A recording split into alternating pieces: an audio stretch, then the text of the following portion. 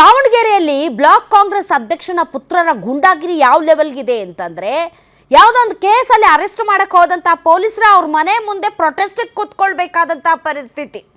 Arrest ಮಾಡಕ್ಕೆ ಹೋದಂತಹ ಪೊಲೀಸರ ಮೇಲೆ ಕೈ ಮಾಡುವಂತಹ ಪರಿಸ್ಥಿತಿ ಯಾವ ಲೆವೆಲ್ಗೆ ಬಂದಿದೆ ಅಂತ ಪೊಲೀಸರೇ ಆರೋಪಿಯನ್ನ ಅರೆಸ್ಟ್ ಮಾಡಕ್ಕೆ ಹೋದಾಗ ಆರೋಪಿ ಕಡೆಯವರೇ ಪೊಲೀಸರ ಮೇಲೆ ಹಲ್ಲೆ ಮಾಡಿ ಪ್ರೊಟೆಕ್ಷನ್ಗೆ ಪೊಲೀಸರೇ ಆರೋಪಿ ಮನೆ ಮುಂದೆ ಪ್ರೊಟೆಸ್ಟ್ ಮಾಡ್ತಾ ನಿಂತ್ಕೊಳ್ತಾರೆ ಅಂತಂದರೆ ಯಾವ ಲೆವೆಲ್ಗೆ ಬಂದ್ಬಿಟ್ಟಿದೆ ಕಾನೂನು ಸುವ್ಯವಸ್ಥೆ ಅಂತ. ದಾವಣಗೆರೆಯಲ್ಲಿ ಕಾಂಗ್ರೆಸ್ ಮುಖಂಡನ ಪುತ್ರರ ರೌಡಿಸಂ, ದಾವಣಗೆರೆಯಲ್ಲಿ ರಕ್ಷಣೆ ಕೊಡಬೇಕಾದಂತಹ ಪೊಲೀಸರಿಗೆ ರಕ್ಷಣೆ ಇಲ್ಲ. ಇದು ನಮ್ಮ ವ್ಯವಸ್ಥೆ.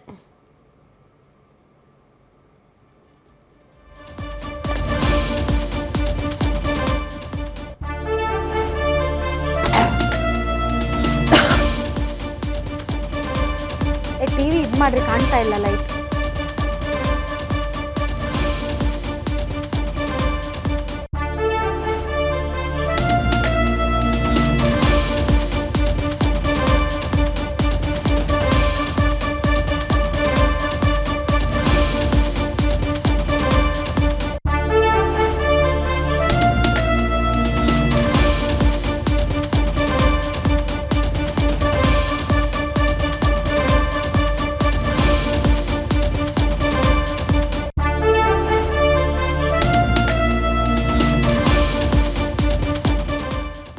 ದಾವಣಗೆರೆಯಲ್ಲಿ ಕಾಂಗ್ರೆಸ್ ಮುಖಂಡನ ಪುತ್ರರ ರೌಡಿಸಂ, ಪೊಲೀಸರಿಗೂ ಅಲ್ಲಿ ರಕ್ಷಣೆ ಇಲ್ಲ. ಪೊಲೀಸರ ಮೇಲೇನೆ ಕೈ ಮುಖಂಡನ ಪುತ್ರರ ಹಲ್ಲೆ. ಆರೋಪಿಯನ್ನು ಬಂಧಿಸೋದಕ್ಕೆ ಹೋದಂತಹ ವೇಳೆ ದರ್ಪ ಮೆರೆದಿದ್ದಾರೆ ಕಾಂಗ್ರೆಸ್ ಬ್ಲಾಕ್ ಕಾಂಗ್ರೆಸ್ ಅಧ್ಯಕ್ಷ ಆಯುಬ್ ಪೈಲ್ವಾನ್. ಪೈಲ್ವಾನ್ ಆಗ್ಬಿಟ್ರೆ ಪೊಲೀಸರ ಮೇಲೆ ಕೈ ಮಾಡಿಬಿಡ್ಬೋದಾ? ಇದ್ಯಾವ ಸೀಮೆ ನ್ಯಾಯ ಇದು? ಆಯುಬ್ ಪೈಲ್ವಾನ್ ಪುತ್ರರು ಕಿರಿಕ್ ಮಾಡಿದ್ದಾರೆ. ಪೊಲೀಸರ ಮೇಲೆ ಹಲ್ಲೆ ಮಾಡಿರುವಂತಹ ಮತ್ತೊಂದು ವಿಡಿಯೋ ಈಗ ವೈರಲ್ ಆಗ್ತಾ ಇದೆ. ಆರೋಪಿಗಳನ್ನು ಬಂಧಿಸೋದಕ್ಕೆ ಹೋದಂತಹ ಪೊಲೀಸರು ಅಸಹಾಯಕತರಾಗಿ ಕೂತಂತಹ ವಿಡಿಯೋ ಈಗ ವೈರಲ್ ಆಗ್ತಾ ಇದೆ. ಬಂಧಿಸೋಕ್ಕಾಗದೆ CPI ಗಾಯತ್ರಿ ಮೇಡಮ್ ಅವರು ರಸ್ತೆ ಮಧ್ಯೆನೇ ಕೂತಿದ್ದಾರೆ. ಇಮಾಮ್ ನಗರದಲ್ಲಿ ನಡೆದಿರುವಂತಹ ಘಟನೆ, ಈ ಘಟನೆಯ ವಿಡಿಯೋ ಈಗ ವೈರಲ್ ಆಗ್ತಾ ಇದೆ. ರಸ್ತೆ ಮಧ್ಯೆ ಪೊಲೀಸ್ ಸಿಬ್ಬಂದಿಯನ್ನು ತಳ್ತಾ ಇರುವಂತಹ ದೃಶ್ಯ ಸೇರಿದಂತೆ ಆರೋಪಿಗಳನ್ನು ಬಂಧಿಸೋದಕ್ಕೆ ಹೋದಂತಹ CPI ರಸ್ತೆ ಮಧ್ಯೆ ಧರಣಿ ಕೂತಂತಹ ದೃಶ್ಯಗಳು ಬನ್ನಿ ನೋಡ್ಕೊಂಬರೋಣ.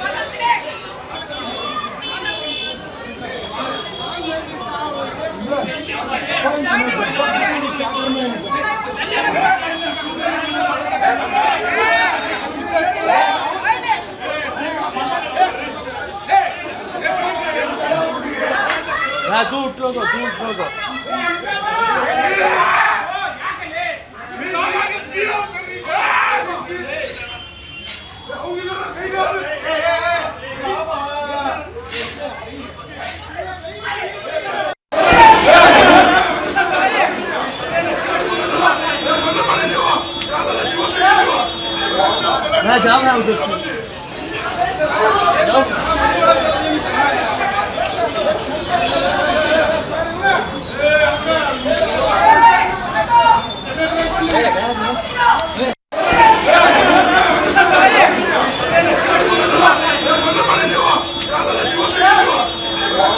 जाओ ना उधर से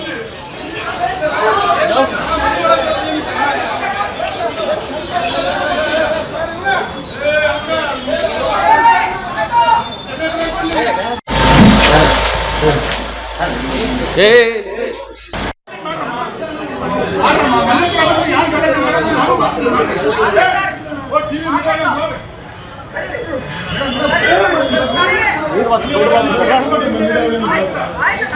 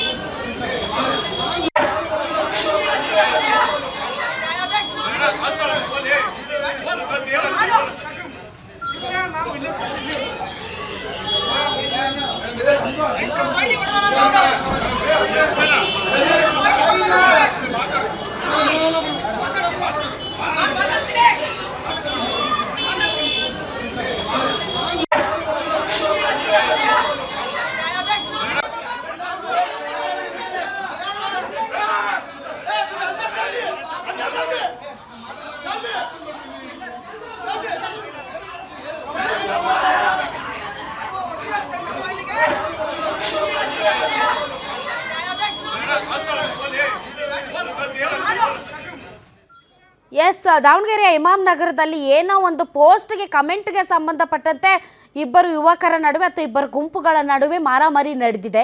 ಇದನ್ನು ತಡೆಯೋಕ್ಕೆ ಹೋದಂತಹ ಸಂದರ್ಭದಲ್ಲಿ ಪೊಲೀಸರ ಮೇಲೆ ಕೂಡ ಹಲ್ಲೆ ನಡೆದಿದೆ. ಈ ಪ್ರಕರಣಕ್ಕೆ ಸಂಬಂಧಪಟ್ಟಂತೆ ಆರೋಪಿಗಳನ್ನು ಅರೆಸ್ಟ್ ಮಾಡಕ್ಕೆ ಹೋದಾಗ CPI ಗಾಯತ್ರಿ ಅವರ ಮೊಬೈಲನ್ನು ಕಿತ್ಕೊಂಡಿದ್ದಾರೆ, ಅವ್ರ ಮೇಲೆ ಹಲ್ಲೆ ಮಾಡೋದಕ್ಕೆ ಪ್ರಯತ್ನ ಮಾಡಿದ್ದಾರೆ, ಅವರನ್ನು ಎಳೆದಾಡಿದ್ದಾರೆ. ಇದಕ್ಕೆ ಕಾರಣ ಈತ ರಾಜಕೀಯ ನಾಯಕನ ಪುತ್ರ ಅನ್ನೋದು ಈಗ ಎಲ್ಲ ಕಡೆಯಿಂದ ಬರ್ತಾ ಇರುವಂತಹ ಆರೋಪ. ಸೊ ಈ ಹಿನ್ನೆಲೆಯಲ್ಲಿ ಅಸಹಾಯಕರಾದಂತಹ CPI ಮೇಡಮ್ ಗಾಯತ್ರಿ ಅವರು ಅಲ್ಲೇ ರೋಡಲ್ಲಿ ಕೂತು ಪ್ರತಿಭಟಿಸುವಂತ ಇಷ್ಟೊಂದು ಜನ ಯಾಕೆ ಬರ್ತಾರೆ ಅಂತ, ಅದೇನದು ಕರ್ನಾಟಕದೊಳಗಿದೆಯೋ ಇನ್ನು ಯಾವುದಾದ್ರೂ ಬೇರೆ ದೇಶದಲ್ಲಿ ಇದೆಯಾ ಅಂತ. ಇಮಾಮ್ ನಗರ ಏನು ಕರ್ನಾಟಕದೊಳಗಡೆ ಇದೆಯಾ ಅಥವಾ ಬೇರೆ ದೇಶದಲ್ಲಿ ಇದೆಯಾ? ಒಬ್ಬ ಪೊಲೀಸ್ ಇನ್ಸ್ಪೆಕ್ಟರ್ ಕಾನೂನನ್ನು ರಕ್ಷಿಸಬೇಕಾದಂಥವರು ಹೋಗಿ ಅಲ್ಲಿ ಕಾನೂನಿಗೆ ತೊಡಕಾಗ್ತಾ ಇದೆ ಅನ್ನುವಂಥ ಸಂದರ್ಭದಲ್ಲಿ ಅವರು ಅರೆಸ್ಟ್ ಮಾಡೋಕ್ಕೆ ಹೋದಾಗ ಅಲ್ಲಿ ಅಷ್ಟೊಂದು ಜನ ಸೇರೋದು ಯಾಕೆ, ಪ್ರತಿಭಟಿಸೋದು ಯಾಕೆ, ಪೊಲೀಸರ ವಿರುದ್ಧ ಅಲ್ಲಿ ಘೋಷಣೆಗಳನ್ನು ಕೂಗೋದು ಯಾಕೆ, ಇಂತಹ ಒಂದು ಪರಿಸ್ಥಿತಿ ಯಾಕೆ ನಿರ್ಮಾಣ ಆಯ್ತಲ್ಲಿ? ಅಂದರೆ ಅಲ್ಲಿ ಪೊಲೀಸ್ ವ್ಯವಸ್ಥೆಯ ಒಳಗಡೆ ಬರೋದಿಲ್ವ ಈ ಎಲ್ಲ ಇಮಾಮ್ ನಗರ, ಆ ನಗರ, ಈ ನಗರ ಎಲ್ಲ ಹೇಳೋರು ಕೇಳೋರು ಯಾರು ಇಲ್ವಾ ಅಲ್ಲಿ? ಅಂದರೆ ಕೈ ಮುಖಂಡರಾದ ತಕ್ಷಣ, ಕಾಂಗ್ರೆಸ್ ಮುಖಂಡರಾದ ತಕ್ಷಣ ನಿಮ್ಮಲ್ಲಿ ಕಾನೂನಿಗಿನ್ನು ಏನು ಬೆಲೆ ಇರೋದಿಲ್ವಾ? ಪೊಲೀಸರಿಗೇನು ಬೆಲೆ ಇರೋದಿಲ್ವಾ? ಅಂದರೆ ಅಲ್ಲಿ ಪೊಲೀಸರದ್ದೇನು ನಡೆಯೋದಿಲ್ವಾ? ನಿಮ್ಮದೇ ನಡಿಬೇಕಾ? ಏನು ನಡೀತಾ ಇದೆ ಅಲ್ಲಿ?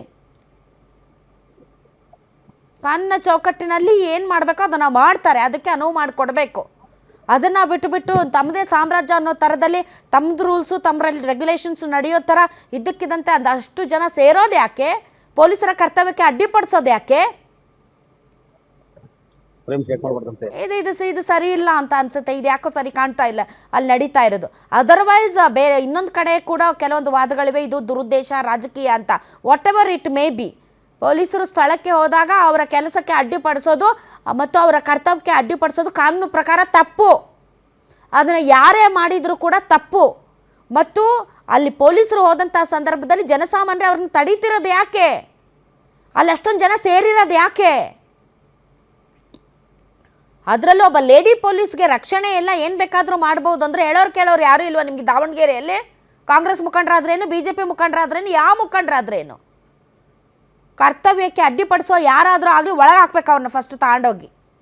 ಇವಾಗ ಇನ್ನಷ್ಟು ಹೆಚ್ಚಿನ ಡೀಟೇಲ್ಸ್ ಕೊಡ್ತಾರೆ ನನ್ನ ಕಲೀಗ್ ಮಲ್ಲಿಕಾರ್ಜುನ್. ಈಗ ನೇರ ಸಂಪರ್ಕಕ್ಕೆ ಬಂದಿದ್ದಾರೆ. ಮಲ್ಲಿಕಾರ್ಜುನ್, ಈ ಅರೆಸ್ಟು ಉದ್ದೇಶಪೂರ್ವಕನೋ ದುರುದ್ದೇಶಪೂರ್ವಕನೋ ಅಥವಾ ಏನಿದೆಯೋ ರಾಜಕೀಯ ಇದು ದ್ಯಾಟ್ ಇಸ್ ಸೆಕೆಂಡರಿ. ಬಟ್ ಒಬ್ಬ ಲೇಡಿ ಪೊಲೀಸ್ ಆಫೀಸರ್ ಅಲ್ಲಿ ಕರ್ತವ್ಯವನ್ನು ನಿಭಾಯಿಸೋದಕ್ಕೆ ಹೋದಂಥ ಸಂದರ್ಭದಲ್ಲಿ ಅಷ್ಟು ಜನ ಗುಂಪು ಕೊಡಿದ್ದು ಯಾಕೆ? ಅವರ ಕರ್ತವ್ಯಕ್ಕೆ ಅಡ್ಡಿಪಡಿಸ್ತಾ ಇರೋದು ಯಾಕೆ? ಅಲ್ಲೇನು ಕಾನೂನುಗಳು ಯಾವ ನಡೆಯೋದಿಲ್ವಾ? ಅದೇನದು ರಿಪಬ್ಲಿಕ್ ಆಫ್ ಇಮಾಮ್ ನಗರನ ಅದು? ಯಾರು ಹೇಳೋರು ಕೇಳೋರು ಇಲ್ವಾ? ಕಾಂಗ್ರೆಸ್ ಮುಖಂಡರಾದ್ರೆ ಅಲ್ಲಿ ಕಾನೂನಿಗೇನು ಬೆಲೆ ಇಲ್ವಾ? ನಿಜ ಮೇಡಮ್, ನೀವ್ ಹೇಳ್ತಕ್ಕಂಥದ್ದು ಸತ್ಯನೇ. ಯಾಕಂತಂದ್ರೆ ಇವರ ವರ್ತನೆ ಯಾವ ಮಟ್ಟಕ್ಕೆ ಇತ್ತು ಅಂತಂದ್ರೆ, ಕಳೆದ 3 ವರ್ಷದ ಹಿಂದೆ ಅಷ್ಟೇ ಇಬ್ರಾಹಿಂ ಅನ್ನೋದು ಅಂದ್ರೆ ಆಜಾದ್ ನಗರದಲ್ಲಿರ್ತಕ್ಕಂತಹ CPI ಇಬ್ರಾಹಿಂ ಅವ್ರನ್ನ ಟ್ರಾನ್ಸ್ಫರ್ ಮಾಡುವಂತದ್ದು ಲೆಕ್ಕಕ್ಕೂ ಕೂಡ ಇವರು ಬಂದು ಬೆಳೆದಿರ್ತಕ್ಕಂಥದ್ದು ಒಂದು ಇಮಾಮ್ ನಗರದಲ್ಲಿ. ಯಾಕಂತಂದ್ರೆ ಇವರು ಕಾಂಗ್ರೆಸ್ ಮುಖಂಡರು ಅನ್ನೋ ಒಂದು ಕಾರಣಕ್ಕೋಸ್ಕರ ಮತ್ತೆ ನಗರಾಭಿವೃದ್ಧಿ ಏನು ಪ್ರಾಧಿಕಾರದ ಇಲ್ಲಿ ಅಧ್ಯಕ್ಷರಾಗಿದ್ರು ಅನ್ನೋ ಒಂದು ಉದ್ದೇಶ ಹೊಂದಿತ್ತು.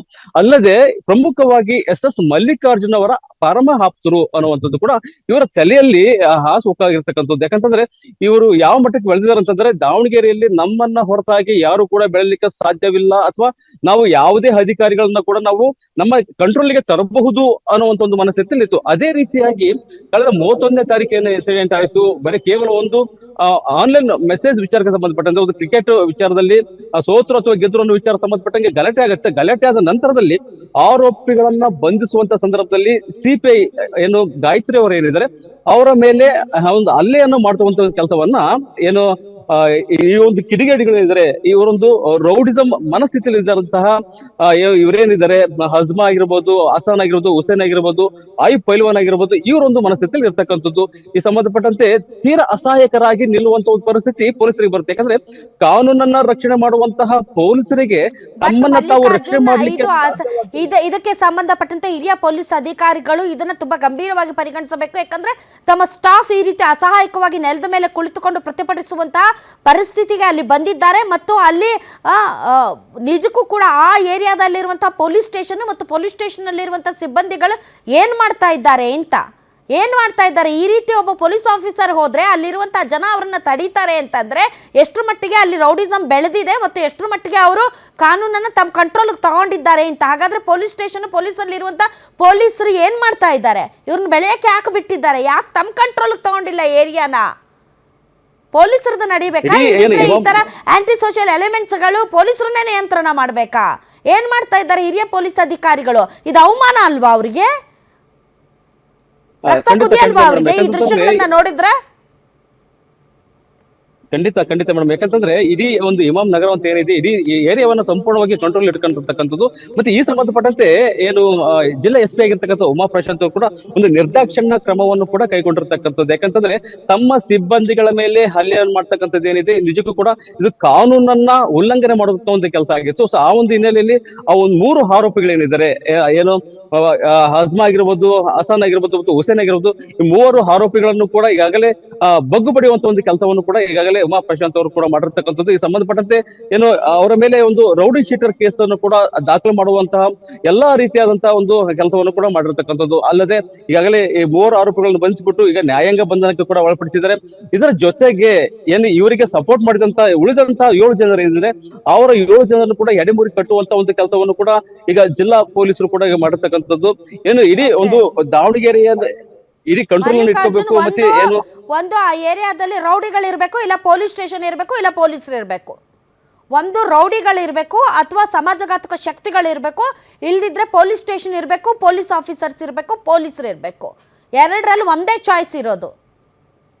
ಅದನ್ನ ಬಿಟ್ಬಿಟ್ಟು ಪೊಲೀಸರ ಅಸಹಾಯಕರಾಗಿ ಈ ತರ ಪ್ರೊಟೆಸ್ಟ್ಗೆ ಕುತ್ಕೊಳ್ಳೋದು ಇದು ಚೆನ್ನಾಗಿ ಕಾಣ್ತಾ ಇಲ್ಲ. ಇದು ಅಸಮರ್ಥತೆಯನ್ನು ಪ್ರದರ್ಶನ ಮಾಡುತ್ತೆ ಹೊರತು ಇದು ಸಾಮರ್ಥ್ಯವನ್ನು ಸಾಬೀತು ಮಾಡೋದಲ್ಲ. ಇದು ಕೈ ಮುಖಂಡರಾದ್ರೆ ಯಾರಂತೆ, ಪೈಲ್ವಾನ ಆದ್ರೆ ಯಾರಂತೆ, ಏನಂತೆ, ಕಾನೂನಿಗೆ ಎಲ್ಲರೂ ತಲೆ ಬಾಗಲೇಬೇಕು.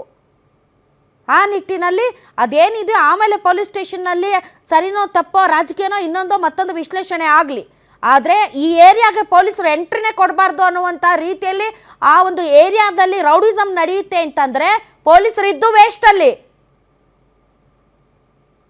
ಖಂಡಿತ ಮೇಡಮ್. ಯಾಕಂತಂದ್ರೆ ಇಮಾಮ್ ನಗರ ಅಂತ ಏನಿದೆ, ಇಡೀ ಈ ಏರಿಯಾವನ್ನು ಸಂಪೂರ್ಣವಾಗಿ ಕಂಟ್ರೋಲ್ ಇರ್ತಕ್ಕಂಥದ್ದು. ನಿಜಕ್ಕೂ ಕೂಡ ಇಲ್ಲೊಂದು ಪೊಲೀಸ್ ವ್ಯವಸ್ಥೆಯನ್ನ ಒಂದು ತೀರಾ ಕೆಳಮಟ್ಟಕ್ಕೆ ಇಳಿಸುವಂತ ಒಂದು ಕೃತ್ಯ ಆಗ್ತೈತೆ.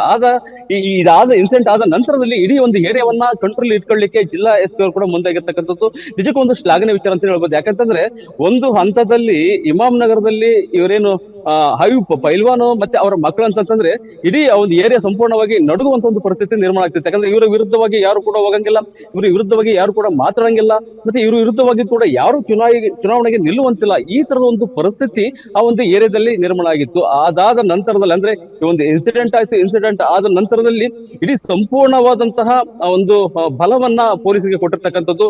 ಯಾರೇ ಅಧಿಕಾರದಲ್ಲಿರ್ಲಿ ಅಥವಾ ಯಾರೇ ರಾಜಕಾರಣ ಇರಲಿ ಅವ್ರನ್ನ ಬಗ್ಗು ಬಡಿಬೇಕು ಅನ್ನುವಂತ ಒಂದು ನಿಟ್ಟಿನಲ್ಲಿ ಈಗಾಗಲೇ ಜಿಲ್ಲಾ ಪೊಲೀಸರು ಕೂಡ ಮುಂದಾಗಿ ಇಡೀ 3 ಪ್ರಮುಖ ಆರೋಪಿಗಳೇನಿದ್ದಾರೆ ಆ 3 ಪ್ರಮುಖ ಆರೋಪಿಗಳನ್ನ ಬಂಧಿಸಿ ಅವ್ರ ವಿರುದ್ಧವಾಗಿ ಶಿಸ್ತು ಕ್ರಮವನ್ನು ಕೈಗೊಂಡಿರ್ತಕ್ಕಂಥ ನಿಜಕ್ಕೂ ಒಂದು ಶ್ಲಾಘನೀಯ ವಿಚಾರ ಅಂತಾನೆ ಹೇಳ್ಬೋದು. ಓಕೆ, ಥ್ಯಾಂಕ್ ಯು ಮಲ್ಲಿಕಾರ್ಜುನ್ ನಿಮ್ಮ ಈ ಎಲ್ಲ ಮಾಹಿತಿಗಾಗಿ.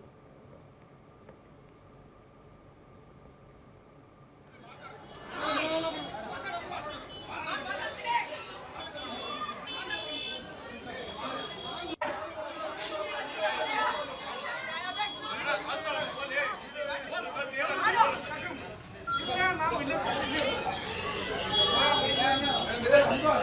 you.